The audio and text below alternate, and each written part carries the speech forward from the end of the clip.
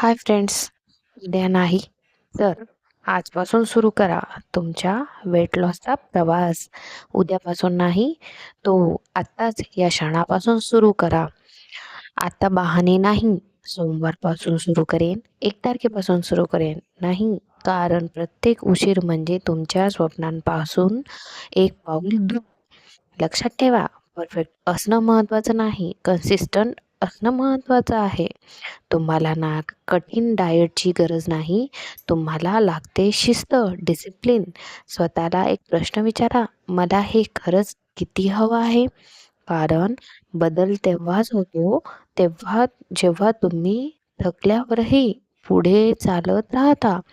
workout workout दररोज, एक healthy जेवण दररोज, 1 चमचा साखर दररोज कमी, एक छोटं